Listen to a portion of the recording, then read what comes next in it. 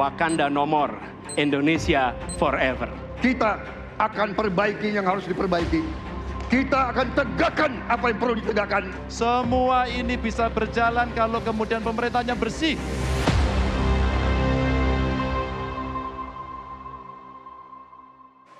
Pemirsa, di sesi 1 jam jelang debat kita akan mengupas seperti apa kampanye dan perang dukungan di dunia maya. Kita tahu perebutan pemilih pada pemilu 2024 ini adalah berebut kelompok pemilih milenial dan Gen Z yang angkanya mencapai 115 juta atau setara 56% total DPT sebanyak 204 juta.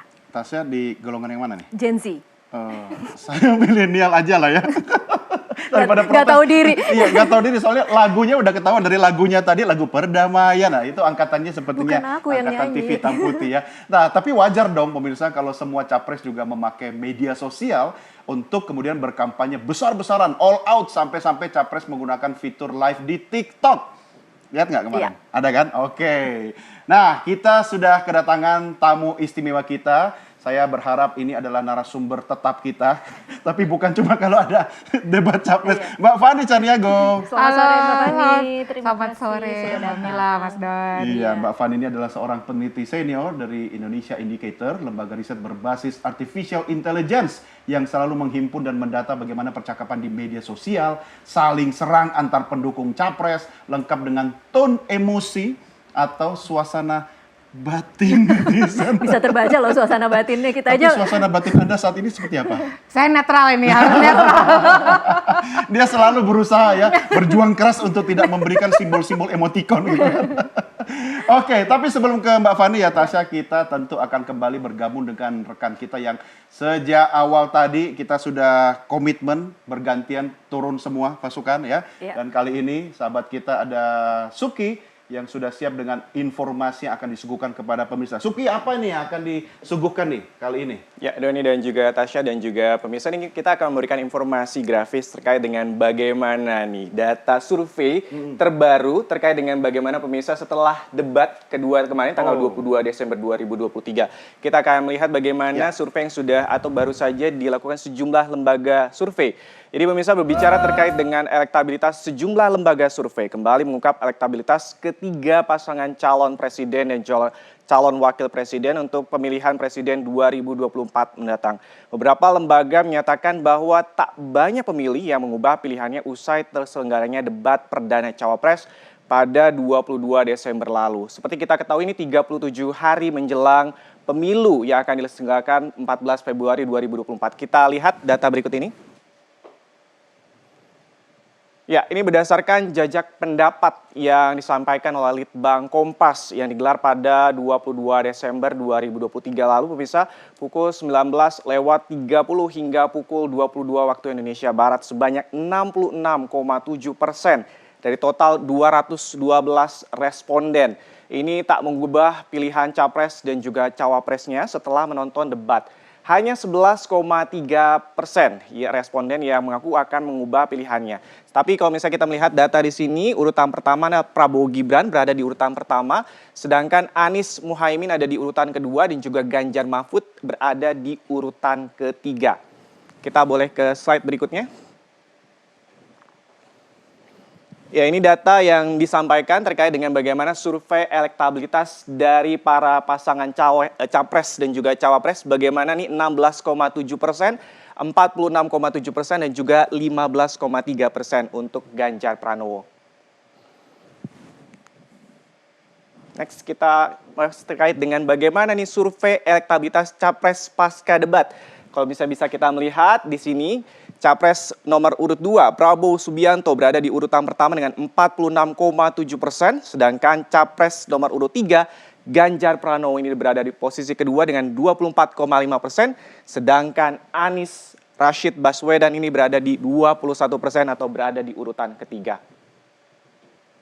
Dan misal kalau bisa kita juga melihat survei dari lembaga survei lainnya. Ini bisa Anda saksikan terkait dengan bagaimana lembaga survei Polling Indonesia. Di sini lembaga Polling Indonesia menempatkan urutan pertama atau juga Anies Baswedan berada 26,1%, sedangkan Prabowo Subianto berada di 41% dan juga Ganjar Pranowo ada di 27,6%, dan sementara itu ada 5,3% tidak menjawab. Dan kita beralih ke lembaga survei selanjutnya, pemirsa.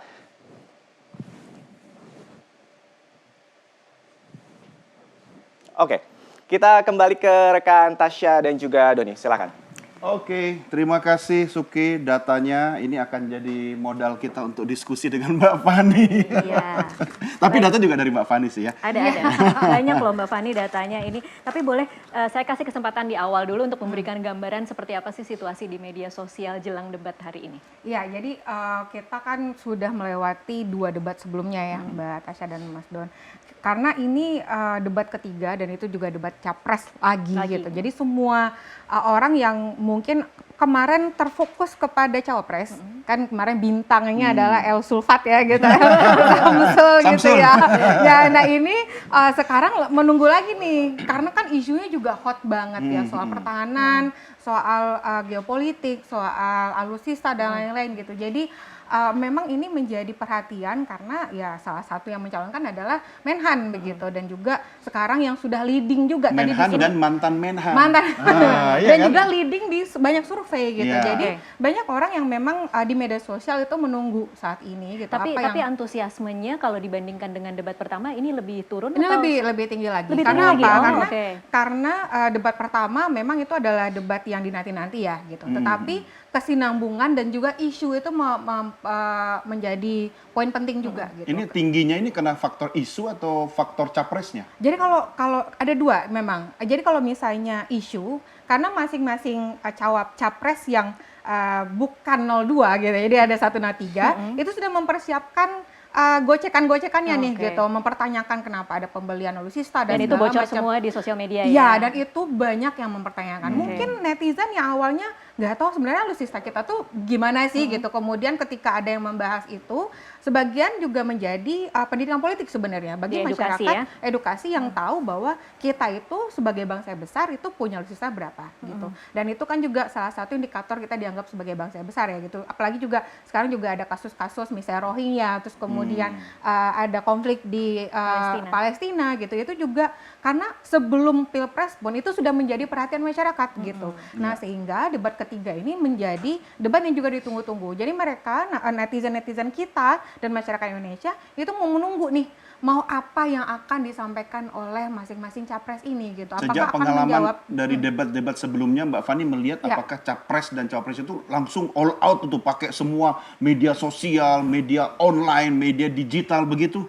Kayaknya memang deh. Jadi kalau memang di masa antara debat ya, gitu antara debat 1 ke 2, 2 ke 3 gitu. Jadi ketika capres ini turun ke lapangan, media sosialnya juga mewakili apa yang mereka lakukan di lapangan gitu. Jadi misalnya Pak Prabowo kemarin masak nasi goreng nih gitu, masak nasi goreng dengan Menko Perekonomian gitu, Pak Erlangga, itu jadi heboh juga gitu. Sampai walaupun memang tidak terkait dengan debat ya, tetapi sebenarnya antara waktu debat ini capres itu mengisi ruang media sosial itu dengan isu-isu yang mungkin tidak terlalu berat tetapi bisa mengena ke netizen. Memaintain gitu. ya, panggung buat mereka. Bener. Ya. Dan lebih mudah lewat media sosial karena langsung ke tangan kita kan, ke tangan netizen di gitu depan ya. mata kita sendiri. Misalnya nih kayak kemarin Pak Anies live di TikTok, gitu. Iya. Itu jadi ramai sekali. Bahkan mungkin yang kemarin nih ada satu kelompok netizen yang sangat militan di media sosial, misalnya K-popers ya, itu selalu menyatakan bahwa mereka tidak terafiliasi kepada capres manapun atau apapun isu politiknya mereka tidak mau ikut gitu. Nah, targetnya adalah ini benar-benar masuk. Walaupun memang dianggap bahwa ini organik ya, itu tidak ada penggalangan dan lain-lain gitu. Tapi kemudian ada istilah-istilah yang hanya diketahui oleh K-popers itu muncul dengan ada akunnya Anies Bubble ini gitu. Jujurly saya tidak tahu. Jujurly mungkin Jaksel banget sih. Jadi wah ini berarti memang anak-anak K-pop yang memang bahasanya itu internal K-pop ya yang tahu gitu, dan bahkan pakai tulisan Korea juga, dan wajahnya Anies Baswedan dengan Muhaimin itu diganti dengan wajah Korea gitu. Boleh dong untuk menyasar ke 48 sekian juta itu kan. Tapi by the way, Tasya, Mbak Fani ingat nggak ada mungkin iklan atau campaign di media sosial yang unik atau lucu? Ada yang ingat nggak? Apa itu ya? Kalau lupa kita lihat aja cuplikannya. Oh, Tim boleh. kami sudah menyiapkan cuplikan VT kampanye dari masing-masing capres. Berikut ini kita simak sama-sama.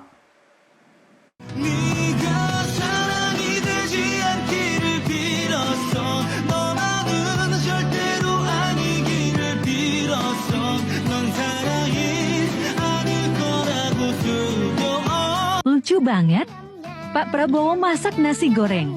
Aku mau nambah. Nyam nyam nyam nyam nyam nyam nyam nyam nyam nyam nyam nyam nyam nyam nyam. Aku sudah kenyang. Aku suka ayam goreng nyam nyam nyam. Bapak, saya mau nanya dong, Pak. Bapak tahu nggak bedanya Bapak sama internet apa? Apa tuh? Kalau internet itu 4G, kalau Bapak itu 4Me.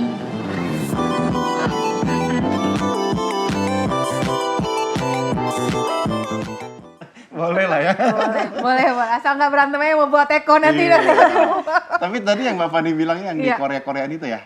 Iya Yang dari- bener. Jadi misalnya nih, ini kita kan ada transisi nih. Kemarin ketika sebelum debat pertama, itu kan kata-kata gemoy rame ya. Gitu. Dan juga wajah Pak Prabowo dengan Gibran itu berubah jadi wajah kartun Pixar gitu ya. Oke, Nah, Tapi sebentar. by the way nih, Kita lihat dulu. nih. sudah ya. Oh, Ganjar ini Pranowo dengan- sudah hadir di lokasi debat di Istora Senayan, Jakarta. Pakai jaket apa lagi nih kalau kita bisa lihat lebih dekat? Iya. Seperti jaket penerbang ya. Nah, itu ada Ini Prof. jaket Mahfud di fighter belakangnya ini. sama Ibu dan juga ada Bu Atiko ya. Jaket penerbang ini, Mas Doni. Iya, bagaimana Tante sebagai seorang keluarga penerbang? Ini kira-kira mungkin Ini simbol- kayak ala-ala Top Gun. Ah. Iya, jadi Tom Cruise ya nih Betul, pakai gimmick. Top Gun. Tahun pakai- berapa Top Gun? Maksudnya? yang baru 2023. jebakannya. Menghindar soal Iya. tahun ya. Ya, ini adalah calon presiden Ganjar Pranowo didampingi oleh calon wakil presiden Mahfud MD beserta istri masing-masing, capres dan cawapres. Ini sudah tiba di lokasi pelaksanaan debat di Istora Senayan Jakarta. Kita belum melihat ya Pak Paslon Prabowo 1 atau dan 3 Iya. dan 2 ya. Ya. Nah, ini foto dulu. Ini kayak begini nih Mbak Fani. Iya. Tim Ini akan medsos langsung ya? jadi hashtag nggak rame, nih? Iya, langsung Ah. rame. Karena secara visual sudah bisa menarik netizen Benar. ini Jadi ya. kalau misalnya kita ingat Pak Ganjar pertama itu bajunya sat-sat Sat-sat, di iya. debat Betul. pertama. Itu juga rame. iya. Jadi hashtag. Kemarin itu juga baju dari NTT, Pak Iya. Mahfud dengan baju Madura itu juga sampai disamain dengan karakter anime gitu, anime Ghibli. Nah, iya, iya. ini kemudian sekarang jaket penerbang gitu, Iya. yang kan kayak Iya. keren ya. Iya, iya. Siapa tahu nanti besok nih rame nih yang jualan jaket yang sama. Bisa jadi, Top bisa Gun ya, jadi Top Gun bener nih. Iya. Tapi bayangan saya Top Gun yang tahun 90-an itu loh. Masih. Karena melihat jaket itu, atau mungkin pesannya adalah biar tetap, ini kan pertahanan ya salah Iya, satunya kan. benar. Ya, mungkin mau masuk kejutannya tadi Tasya. Iya, soal- ini pasti ada Yang- hubungannya dengan kejutan yang tadi Nah. dibocorin oleh tim SAS ya. Iya, kita menantikan capres yang lain akan tiba di lokasi debat. Kita Ya. kembali ke Mbak Fani. Oke, ya. Oke. Mbak Fani boleh dong dianalisa sedikit. Jadi kan ada di sini kalau pergerakan expose dari 3 paslon, kita bisa lihat ada soal Anies live TikTok, kemudian penganiayaan relawan di Boyolali, ada roastingnya Amin Amin, oleh ya. Kiki Saputri, kemudian juga yang paling baru adalah bocoran Prabowo makan malam dengan Iya. Jokowi, ya. Seperti seolah-olah candid tapi Iya. mungkin sudah Iya. difabrikasi ya, sepertinya sudah difabrikasi. Nah dari 3 ini apa yang bisa kita baca? Ya, jadi ini kan pergerakan ekspos, Mbak Mila. Jadi kalau misalnya kita melihat apakah masing-masing capres ini mempersiapkan isu di antara waktu debat gitu, tentu saja gitu, karena memang tidak mungkin kita memaintain atau narasi-narasi yang sangat berat Iya. tentang visi misi dan lain-lain itu sepanjang hari gitu. Jadi memang para capres dan timnya juga membutuhkan ada isu-isu yang mudah dikunyah oleh netizen Oke, gitu. tapi jadi apa kalau dibaca dari ini yang cukup tinggi kan justru penganiayaan relawan di Boyolali? Secara Apakah expose iya. Apakah Expose-nya. artinya memang fakta itu akan selalu lebih dimakan oleh netizen dibanding acara atau pertemuan yang difabrikasi. Benar, karena ini kan terkait dengan kasus hukum ya. Sedangkan ini adalah isu pilpres yang sangat sensitif terhadap kasus hukum gitu. Jadi kalau memang ada yang melibatkan penganiayaan, terus kemudian karena ini melibatkan juga aparat ya kemarin, dan itu menjadi salah satu isu yang mungkin di lapangan itu bahkan sebelum isu ini terjadi saja sudah ada beberapa tudingan-tudingan atau berita sumir yang menyatakan bahwa ini mungkin ada ketidaknetralan begitu. Nah, terlebih dengan ada penganiayaan ini jadinya yang awalnya hanya praduga kemudian dianggap apakah benar gitu. Nah, ini akhirnya muncul dan rame. Dan ini pasti juga diperbanyak oleh akun-akun media yang ada di media sosial gitu. Jadi secara fakta jika ada isu-isu politik terkait dengan pilpres muncul, itu akan diramaikan juga oleh akun-akun media yang ada di media sosial. Nah, kalau misalnya live TikTok, terus kemudian ada isu-isu yang gimmick ya, misalnya ada roasting dan lain-lain, itu kebanyakan bukan diramaikan oleh akun media, tetapi memang akun netizen yang menyukai paslon ini, influencer yang ada di sekitarnya gitu, atau memang akun-akun simpatisan gitu. Mbak Fani, ini bicara soal gemoy, kan isu atau tema malam ini kan soal pertahanan, keamanan, geopolitik. Menurut saya kan agak sulit ya saya nggak tahu nanti Pak Prabowo akan tampil dengan gemoynya atau tidak. Tapi apakah kalau gemoy itu tidak tampil dalam show debat malam ini, mungkin bisa ditunjang melalui kekuatan media sosial, gemoy-gemoynya tadi itu? Barangkali memang perlu ada media sosial untuk bisa mempertahankan gemoynya ini gitu. Karena walaupun misalnya nih kemarin ada isu bahwa ada kemudian paslon nomor 2 marah-marah gitu, tapi kemudian lalu dibungkus lagi dengan gemoynya gitu. Berarti gemoy itu sangat efektif dong ya? Ada ketemu dengan anak kecil gitu yang ketemu nyebutnya opung Prabowo gitu kan bahagia sekali gitu. Nah ini juga padahal kalau dengan opung saya bayangin cuma opung Luhut aja. Ternyata ada opung baru nih, opung Prabowo juga. Komentarnya juga netizen, wah jadi pengen jadi cucunya nih gitu. Nah, tapi memang gemoy ini sudah agak menurun nih sebenarnya ramai di media sosial gitu. Walaupun memang dari sejak Oktober, November, Desember itu ramai sekali gitu di atas. Apa nggak kontradiktif ya ketika isu soal keamanan kemudian ditunjang dengan kekuatan media sosial dengan gemoy tadi, sementara satu sisi itu kan lebih casual, yang satu harus menunjukkan ketegasan gitu kan. Nah itu apa nggak tabrakan nanti tuh? Di media sosial ada klaster tersendiri itu Mas Don. Jadi maksudnya yang memang serius dan memang mau mengetahui isi mengenai pertahanan itu ada. Ini mereka semua loyalis ini? Di tiap klaster? Tidak juga gitu. Juga, tapi memang yang misalnya mencari isu. Jadi misalnya di dalam komunikasi politik itu memang ada kelompok yang rasional yang mencari isu-isu yang terkait dengan apa yang mereka pedulikan gitu. Dan gimmick itu menjadi terlepas dari itu. Mau ada atau tidaknya gimmick, mereka akan mencari krusialnya informasi disampaikan. Tetapi ada kelompok yang memang mungkin tidak mungkin tidak terlalu peduli, bahkan sebenarnya pedulinya terhadap personal gitu, karena kan kita personal ID kita tinggi dibandingkan party ID gitu, jadi akan lebih nangkep kalau misalnya ada figur yang mudah diterima oleh masyarakat gitu. Jadi jelang debat ketiga Capres ini siapa yang sentimennya paling positif? Sentimennya paling positif secara persentase itu adalah Ganjar memang. Kenapa? Gitu. Kenapa bisa sampai tinggi sekali persentase positifnya? Karena memang kan aktivitas dari Pak Ganjar itu sekarang turun ke lapangan juga ya gitu. Oh, jadi belusukan itu ada pengaruhnya ya? Ada pengaruhnya. Tetapi juga tidak secara, ini juga menjadi catatan juga kalau misalnya ada satu paslon yang narasi netizen yang pendukungnya tidak banyak menyerang pendukung lain. Tidak banyak berantem dalam tanda kutip gitu ya, tidak banyak saling menyerang di media sosial, itu akan meningkatkan sentimen positif terhadap capresnya. Gitu. Bagaimana dengan desak Anies? Kalau desak Anies itu malah positif, karena memang itu jadinya tapi tidak cukup positif untuk mengimbangi sentimen positifnya Ganjar. Karena memang ada kelompok-kelompok yang selama ini walaupun terlepas dari apapun yang disampaikan, yang dari awal mereka sudah memiliki preferensi politik, itu akan ada tetap kontra juga gitu. Nah, memang kan kalau misalnya kita lihat positifnya memang tinggi Ganjar gitu, 74% secara keseluruhan gitu. Tetapi dari tadi kalau bisa kita lihat secara expose dan engagementnya itu jauh menurun dibandingkan dua capres yang lain. Makanya gitu. itu agak aneh ya, maksudnya antara sentimen positifnya dengan eksposnya tuh tidak sejalan gitu. Tidak sejalan gitu. Kalau misalnya kita lihat nih, kalau misalnya yang paling tinggi sekarang memang banyak unggahannya adalah Anies gitu, baik di Twitter maupun di TikTok gitu, karena memang lagi viral ya gitu, dan media sosial dan banyak netizen yang membahas Pak Anies di media sosial. Ditiru Pak Ganjar juga kan untuk live. Ada live TikTok juga, sudah kemudian ada break dance-nya juga gitu. Itu jadi mulai dimainkan hal yang sama gitu. Tapi kemudian apakah expose ini mengkonversi menjadi engagement itu belum tentu gitu. Jadi kalau misalnya kita lihat datanya memang paling banyak itu adalah Pak Anies secara expose 685.000.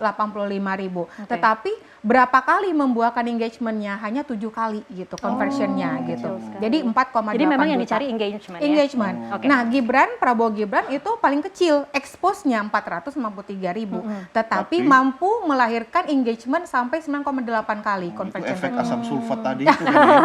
Ini efeknya juga, makanya memang kita walaupun expose tidak besar, tetap bisa menjangkau atau membuat engagement yang besar dengan orang meng-like, komen, nge-share dan lain-lain. Nanti pas mereka debat, kita bikin konten TikTok ya. Boleh. Siapa tahu loh. Naik engagementnya. Ini panjang umur nih Mas Samsul yang tadi kita lihat calon wakil presiden. Beserta calon presiden ya, Prabowo Subianto bersama Gibran Rakabuming Raka sudah tiba di lokasi debat di Istora Senayan Jakarta. Ini secara visual dress code tidak kompak nih ya.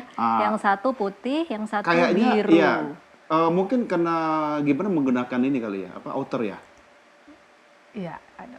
Iya, tapi warnanya juga berbeda. Ya, itu mungkin satu secara visual kan itu pesan juga ya. Mungkin tidak seragam, mungkin berbeda, tapi satu. Loh kok saya jadi kayak tim ses?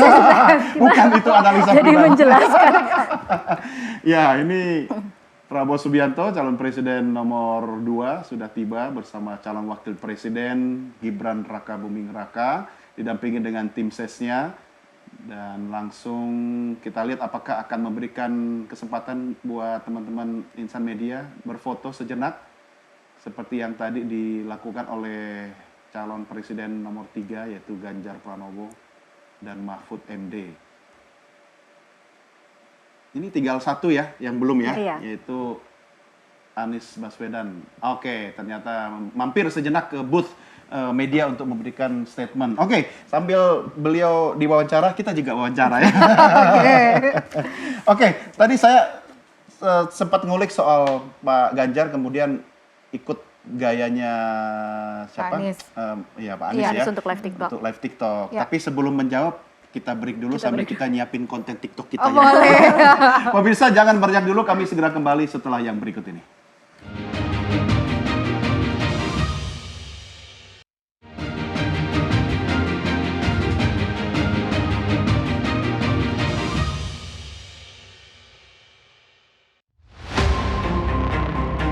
Wakanda no more, Indonesia forever. Kita akan perbaiki yang harus diperbaiki. Kita akan tegakkan apa yang perlu ditegakkan. Semua ini bisa berjalan kalau kemudian pemerintahnya bersih.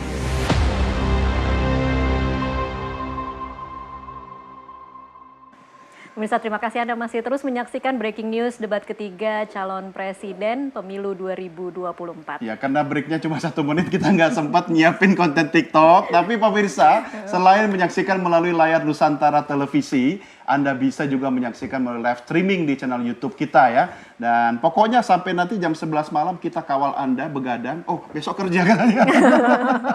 Oke, kembali ke Mbak Fani. Ya. Mbak Fani, tadi saya sempat tanya soal Pak Ganjar kemudian ikut-ikutan Pak Anies ya untuk kemudian Big live TikTok. Gitu. Nah, itu efektif nggak sih?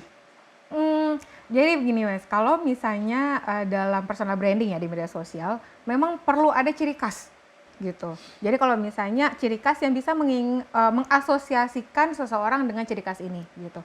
Misalnya dengan gemoynya mau tidak mau kita bisa di sisi media sosial itu sangat berpengaruh sekali tentang bagaimana citranya Pak Prabowo itu di rebranding ulang gitu di tahun 2023 dan itu masih berlanjut sampai 2024 ini gitu. Nah, itu juga yang dilakukan oleh Pak Anies gitu. Yang sekarang mulai ada kelompok K-popers yang dekat nih dengan Pak Anies gitu dan menggunakan model-model kampanye yang dekat dengan K-popers gitu. K-popers Namanya tambah jadi Pak Anies. Pak Anies, Cak Cak Imin. Imin gitu ya. Jadi itu sangat mudah relate kepada satu kelompok tertentu, sehingga itu menjadi hook sebenarnya untuk ke kelompok Tapi gede ini, nggak gitu. komunitas itu? Ini kalau misalnya lihat dari apa namanya isunya, ini kalau misalnya kita lihat nih, isunya untuk dukungan K-pop itu malah menjadi nomor 2 engagementnya. Nah, mereka aktif di media sosial juga Sangat kan? aktif di media sosial dan berbuah engagement yang besar. Nah, kan ini yang penting ya gitu. Walaupun secara jumlah expose tidak terlalu signifikan gitu ya. Ini kalau misalnya kita lihat dukungan K-popers itu 76.000 cuitan atau unggahannya di media sosial manapun, tetapi menghasilkan 966.000 engagement gitu. Jadi udah hampir 1 juta. Sehingga kita bisa lihat bahwa kekuatan Anies ketika masuk kepada kelompok yang punya populasi yang besar sebenarnya gitu. Jadi ada K-popers tambah emak-emak drakor gitu. Jadi ini sekarang gitu. Jadi Emak-emak jangan K-popers dilawan. jangan dilawan Jadi gitu. jadi Iya. komunitas K-popers itu beda dengan emak-emak pencinta drakor ya. Tapi sebenarnya masuk jadi Beririsan link, kan karena ya mereka sebenarnya? kan juga Sama-sama Korea. Walaupun dari sisi Korea usia gitu. berbeda ya. Berbeda. Berarti Tapi apa? ketemunya di sini. Ketemu di sini. Keuntungan dong ya. Beruntung. Artinya Jadi- bagi capres-capres kalau mau meraup suara besar di kalangan generasi muda ini masuk ke kalangan K-popers gitu ya. Salah satunya kalangan K-popers karena sangat militan ya gitu. Iya, militan. Selain militan, apalagi udah punya akun di Bubble Iya. gitu. Ini akun yang karena dianggap fandom gitu kan. Jadi udah ada istilah-istilah yang terkait dengan K-popers yang disematkan kepada Pak Anies gitu. Hebat ya tim Nah, sesnya bisa menyasar satu komunitas dengan yang wajah tidak yang terbayang. sangat juga jadi Korea banget Iya. gitu ya. Jadi Iya. orang bisa tertarik. Nah, Sampai ngalahin hasil survei. iya, hasil survei jadi sedikit gitu. Karena hasil survei yang bikin deg-degan adalah ini tim sesnya Tim sebenarnya sesnya. ya Iya, gitu. iya. Nah, kalau misalnya Pak Ganjar bagaimana gitu? Apakah tadi yang kita sampaikan apakah itu berhasil nggak kalau misalnya meniru atau memulai yang dilakukan oleh capres yang lain gitu? Sebenarnya berhasil atau tidaknya kita terlihat dari konten yang akan dibawa ke di live itu. Kalau misalnya tidak ada diferensiasinya, itu netizen akan juga kebingungan gitu. Iya. Jadi sebenarnya yang ditawarkan gimmicknya nih dari Pak Ganjar itu apa? Yang membuat kita jadinya ingat kalau yang Jadi sampai sekarang masih belum ada satu keyword untuk Pak Ganjar ya. Kalau misalnya gemoy itu Prabowo, kemudian K-popers Anies, Ganjar dulu kan sebenarnya awalnya adalah Hunger Belusukan. Games. Oh, Hunger Games, awalnya. ya. Ya mungkin sekarang kan ada kan kita nggak boleh ya tangannya Iya, ya gitu. iya. Tapi kan Iya. modelnya begitu untuk salam solidaritas gitu. Tapi kan ketika Hunger Games itu juga udah nggak Turun. rame di media sosial, lalu apa gitu? Kan memang perlu ada Berarti gimmick ikut sustainability tren gitu. atau tren melahirkan gimmick. Bisa 2 kali bisa muncul bisa gitu dua-duanya ya. ya. Jadi kalau misalnya tren K-popers jadinya gimmicknya juga K-popers mungkin ya Oke, gitu. Mbak Fani, saya pengen kembali lagi untuk menjelang debat. Ya. Apa harapan dari netizen jelang debat dari masing-masing paslon? Jadi Atau per topik? Kalau misalnya masing-masing topik ini yang jelas sebenarnya alusista ya gitu, karena itu yang menjadi persoalan yang kemarin sudah dimunculkan oleh 2 pasangan calon yang lain selain Pak Prabowo Selain dan Gibran Prabowo, gitu, oke. membahas bahwa bagaimana nih belanja alutsista itu sangat besar dan lain-lain gitu. Penjelasannya kan juga butuh yang juga bisa dipahami oleh masyarakat. Iya. Karena anggaran itu kan tidak mudah ya penjelasannya gitu. Oke, selain alutsista? Secara alutsista ini juga soal bagaimana hubungan kita internasional gitu dengan Rohingya dan juga dengan Palestina gitu. Karena memang kemarin ketika ada kasus di Aceh yang mahasiswa mendatangi camp Iya. Rohingya gitu, dan itu kan terjadi sebenarnya misinformasi di masyarakat ketika ada pendanaan yang dikucurkan oleh UN sebenarnya, tapi dianggap bahwa itu dikucurkan oleh pemerintah Indonesia gitu. Nah, perlu ada sikap-sikap tertentu sebenarnya dari capres ini untuk menjelaskan posisi Indonesia seperti apa dalam geopolitik seperti ini. Tapi gitu. nggak menarik di media sosial soal isu Rohingya. Rohingya rame untuk Ganjar. Hanya Gitu, untuk karena Ganjar. memang kemarin Pak Mahfud memang menyatakan Iya. bahwa kita berhak ya untuk kalau misalnya mau menolak kayak gitu, karena Artinya memang itu efek statement Prof Mahfud sehingga berdampak kepada ini Capres juga Ganjar atau ada 2 sisi. Kalau misalnya karena Prof Mahfud posisinya sebagai Menko Polhukam ya, dan juga ada kelompok netizen yang memang mencari isu ini gitu, mengawal isu ini itu. Baik memang yang tegak lurus terhadap misalnya kemanusiaan gitu. Kemudian ada juga yang merasa bahwa kemarin misinformasinya ya, bahwa nanti akan ada rame-rame datang ke sini dan lain-lain gitu. Jadi sebenarnya menurut saya kalaupun ada gimmick ya, capres-capres ini, tapi isu-isu yang krusial ini juga perlu disampaikan walaupun mungkin dengan bukan bahasa yang berbelit gitu. Jadi isu-isu pertahanan, bagaimana solidaritas bebas aktif Indonesia dan lain-lain itu juga perlu disampaikan secara jelas di media sosial, tidak hanya di panggung capres debat begitu. Jadi dari Pak Prabowo sama sekali tidak ada penjelasan menjelang debat ini untuk soal isu tema debat hari ini. Tema debat sebenarnya masih soal belanja alutsista. Jadi karena ada serangan ya, mempertanyakan kenapa ada pembelanjaan alutsista. Ada tim defensif. Ada tim pasti. Karena ini kenapa kita punya alutsista sebesar ini, karena Indonesia tuh kayak sebesar Eropa misalnya kayak gitu. Jadi kita harus punya alutsista yang dipersiapkan bukan sebelum perang, jangan pas perang aja kita punya. Jadi orang nggak usah nunggu debat. Taruh tim sesnya tadi udah berdebat, udah menyerang duluan. Jadi sebelumnya memang gitu. Jadi harus ada pemanasan dulu gitu. Jadi yang menyerang debat dulu di media dan media sosial adalah tim sesnya. Kemudian yang memang akan menjelaskan itu di panggung debat gitu. Jadi perlunya itu yang disampaikan di media Kemarin saya sosial sempat gitu. melihat ada pancingan sedikit dari Pak Ganjar di X mempertanyakan kira-kira masukan apa untuk debat hari ini. Apakah itu kemudian ditanggapi oleh netizen dengan cukup tinggi? Lumayan. Jadi kalau misalnya kita boleh lihat dari jejaring netizen yang membahas mengenai menjelang debat ini, sebenarnya itu terlihat bahwa apa yang disampaikan oleh capres di media sosial gitu ya untuk terkait dengan debat ini itu mampu melahirkan antusiasme di masyarakat gitu.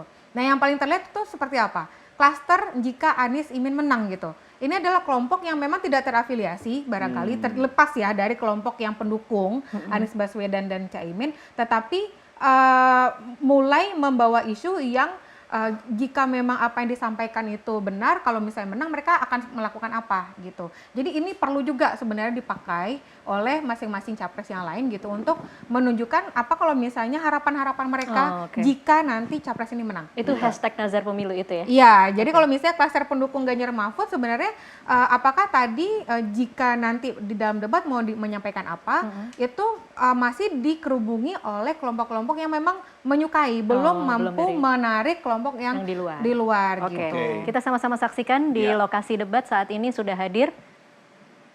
Ya, ini adalah calon presiden dan calon wakil presiden nomor urut 1, Anies Rashid Baswedan dan Muhaimin Iskandar ya.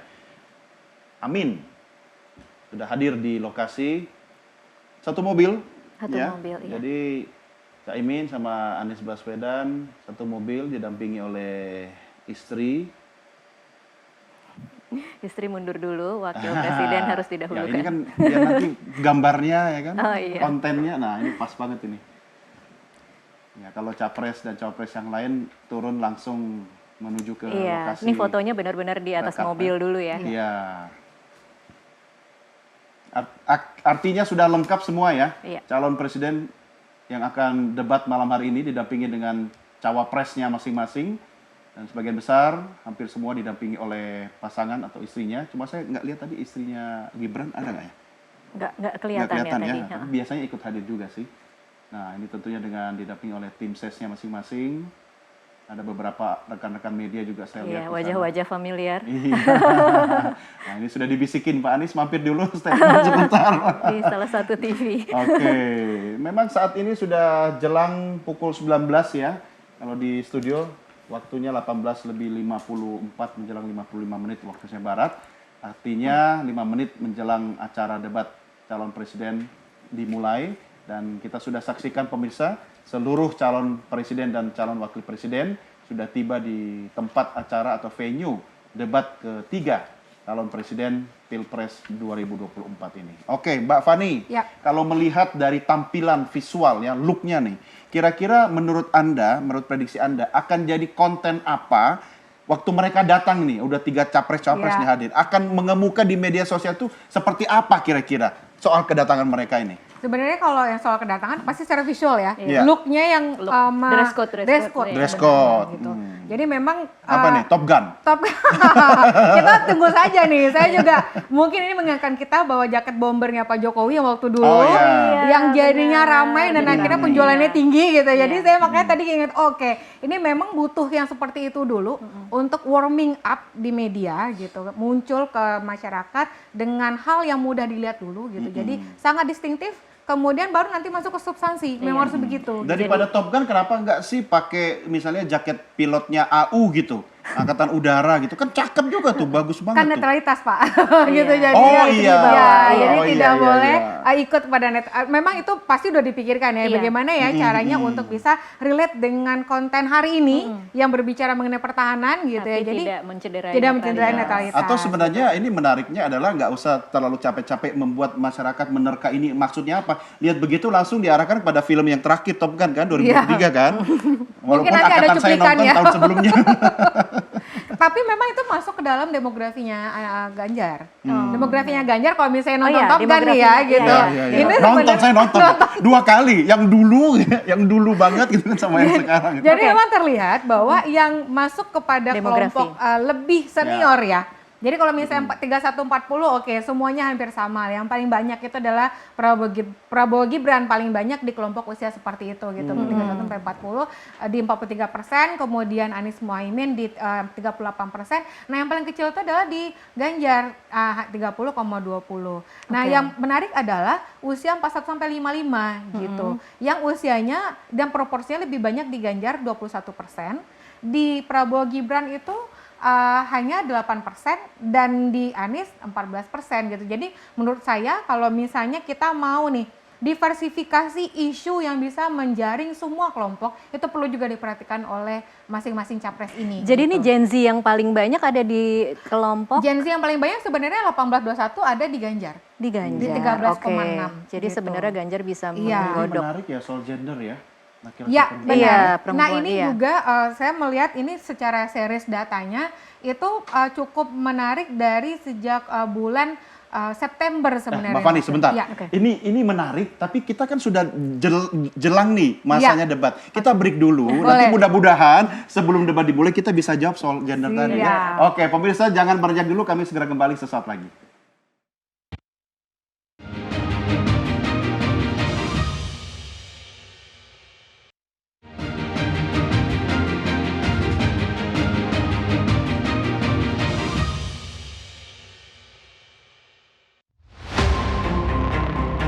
Wakanda no more, Indonesia forever. Kita akan perbaiki yang harus diperbaiki. Kita akan tegakkan apa yang perlu ditegakkan. Semua ini bisa berjalan kalau kemudian pemerintahnya bersih.